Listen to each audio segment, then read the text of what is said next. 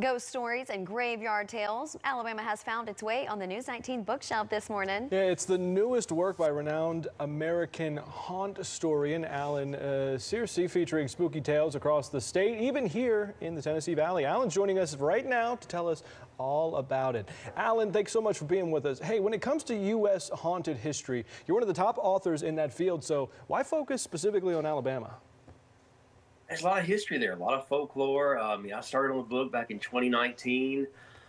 Took me 4 years to get it done, but there's stuff from Huntsville down to Mobile, Birmingham. It's all over the state, just weird stuff everywhere.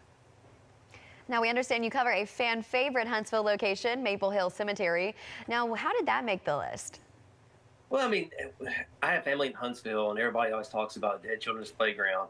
And, there's some stuff going on there, but the thing that stuck out to me was there was a mausoleum there in the cemetery, and they say that this lady, she's going to marry the son of a governor, and she passed away. Her servant gave her some medicine, but turned out to be poison, and then she quickly got really sick and passed away. Well, her husband, they got married on her deathbed, and then he dressed her in her wedding dress and put her in a rocking chair and buried her in a rocking chair. And they say you can hear her rocking in the rocking chair sometimes late at night.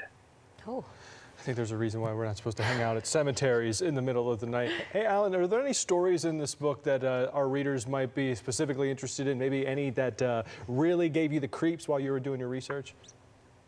Well, there was a story in Montgomery that kind of took me by surprise. There was a story about this, there's an older man who was buried, and he was a rich, wealthy guy, and he supposedly had a treasure map buried on his person when he was laid to rest. So naturally, people would try to come dig up his grave and find this map. Well, I went to the cemetery, this Westcott Cemetery in Montgomery. I went there back in, I guess it was May, to finish the book up. I'm taking some pictures for the project, and I just happened to look down, and there's a busted open grave right there at my feet. And it caught me by surprise, and I kind of stooped down and looked inside, and when you look a little closer, there's a human jawbone that's exposed. So that was kind of unnerving there, and I reached out to the mayor's office, and they told me they would get it fixed ASAP. But yeah, grave robbing in the 21st century, I funk it. You are a brave man, I will say that. Now, we understand this is folklore, but do you ever find yourself believing in the unseen while you're doing your research?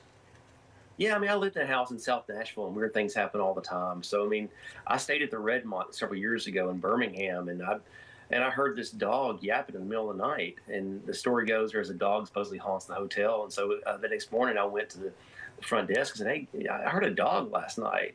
And the lady's eyes got real big, and she said, "Well, let me check something." So she pulled up her computer. No, there's no service animals, and the pets aren't allowed in the hotel. Then she kind of told me, yeah, the story is there's a dog that supposedly haunts the hotel. So yeah, I've experienced a lot of weird things over the years, but it's 99% of the time it's just mischievous, silly stuff. Nothing's really going to hurt you. All right, I got to know, how haunted is our state, the state of Alabama, compared to others in the Union?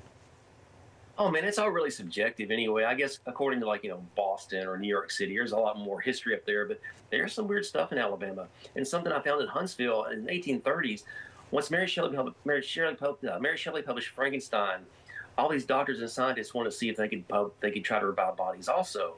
So there was a guy who took possession of this man who was hanged in Huntsville back in the 1830s and took him back to his shed, and he hooked up electrical wires and he attached it to a galvanized battery. So once the battery started, this current started flowing through this guy's body, and his eyes opened, he shot off the table, his mouth moved, and then for 45 to 60 seconds gave the illusion this guy had been resurrected back to life. But it's wild. Huntsville, Alabama. People are trying to revive dead bodies back in the 1830s. Lord, imagine reporting on that. Yeah. Now, where can our folks and myself go to grab a copy of your book? Every bookstore is different. Barnes & Noble, Books & Me, and each store has different titles, but Amazon.com is probably your quickest, best option. Awesome. Thank you so much for being here with us. This was such a treat. Thanks, Alan.